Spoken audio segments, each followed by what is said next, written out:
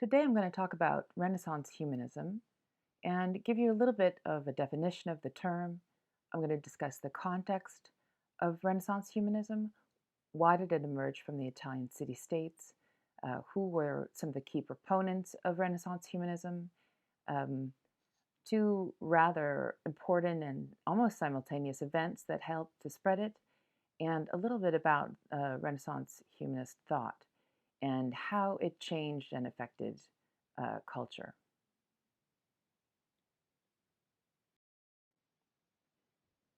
So I'm going to start by just breaking down this term, which was the subject of your reading assignment, and to talk about a little bit about the context of these words.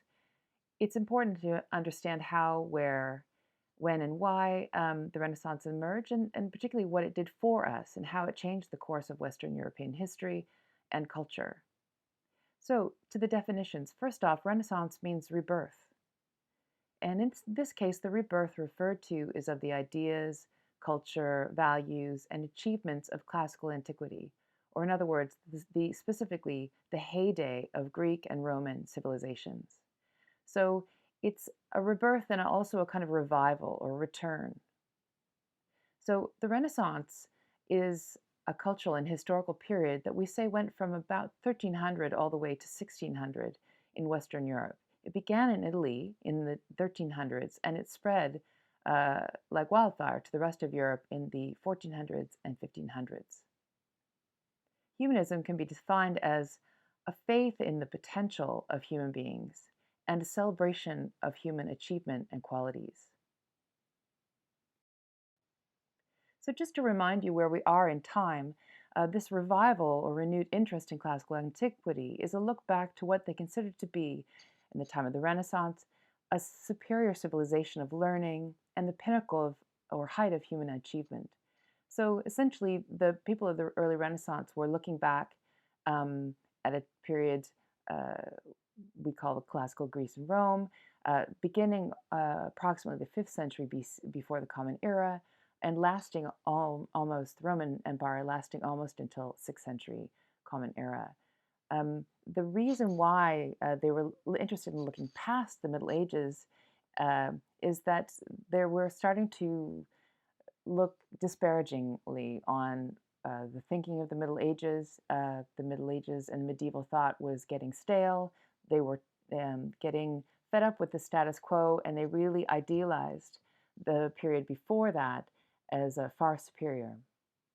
So the Middle Ages, in fact, as a term, was come up with and propagated by people of the Renaissance who looked at the medieval period a little bit like this place, this time in the middle between where nothing of much importance happened between the significant civilizations of classical Greece and classical Rome and the Renaissance.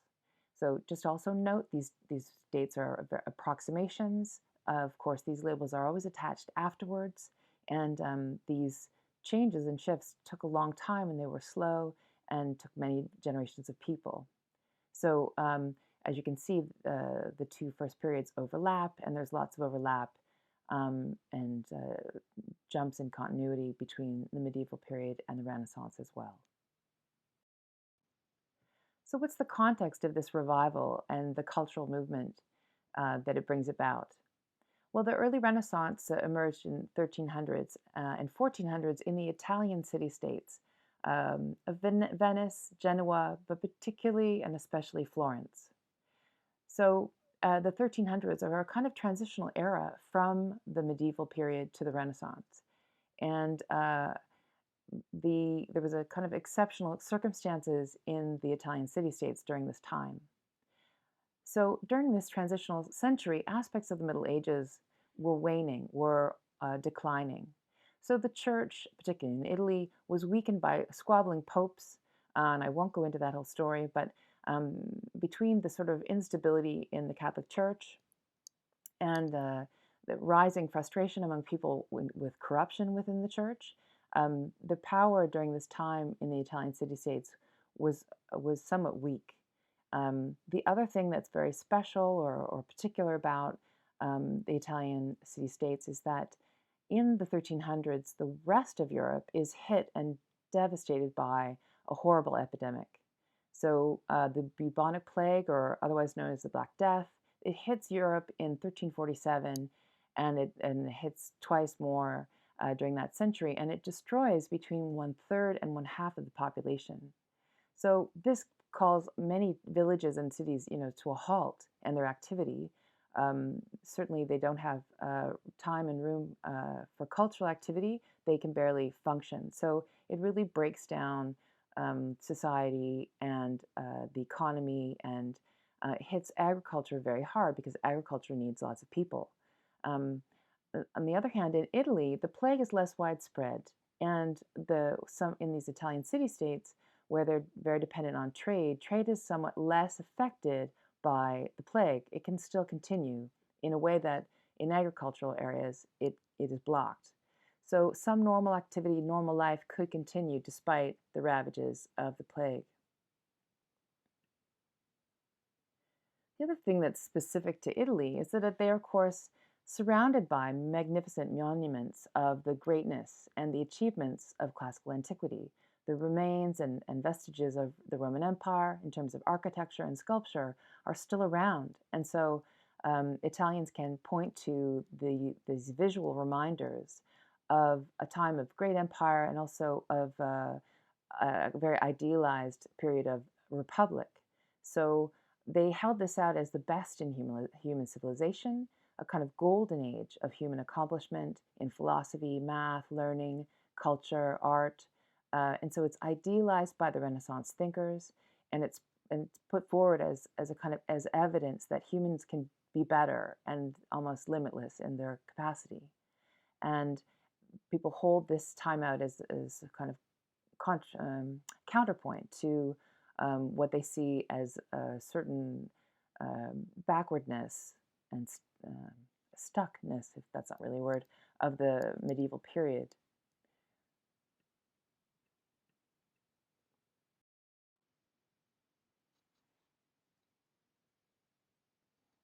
So we have among the increasing popularity of Renaissance ideas, we have powerful and wealthy trade and merchant families who are bankrolling the spread of such ideas, and you have a competition between the Italian city-states, a bit like the way the Greek city-states were in competition with each other, and so they're ambitious to show off their accomplishments and to build a more beautiful art and have more of a cultural center than their neighboring city-state. So this competition sort of fuels the investment in Renaissance culture. In Florence, particularly, you have this banking family that rose to power during the 1300s and basically take over the government and rule Florence for 4 generations. So the Medici were a family who provided stability. Within this stability, large-scale building projects could be maintained. You could fund things like the Platonic Academy, which was all about translating the work of Plato and disseminating ideas of philosophy. And you have this long-term patronage of art, architecture, sculpture, painting, and the like.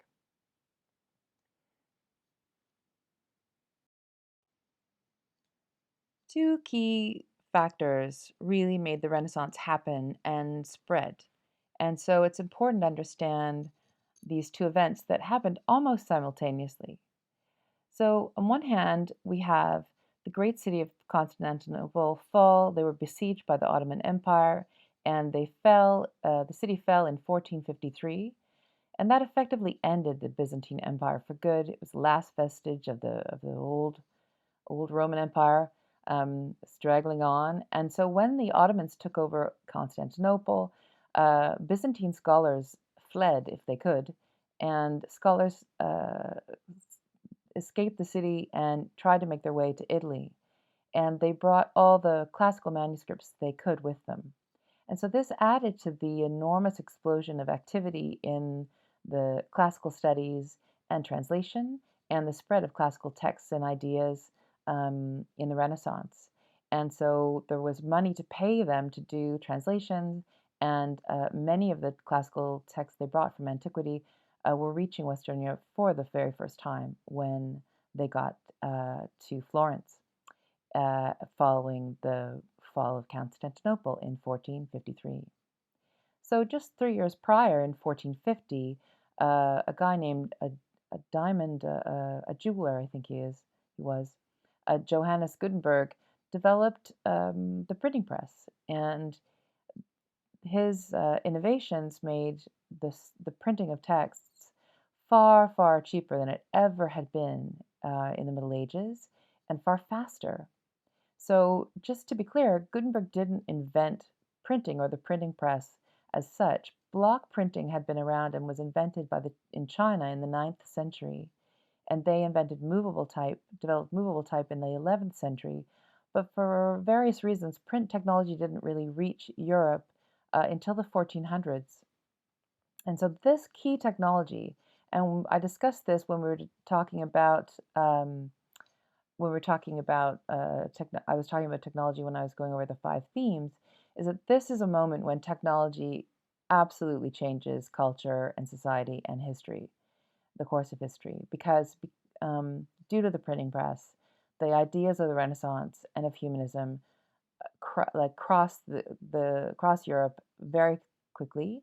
And as soon as the printing press gets going, all the major cities of what Europe get their own printing presses, and the dissemination of ideas and dialogue and studying classical thinking, it takes off like wildfire.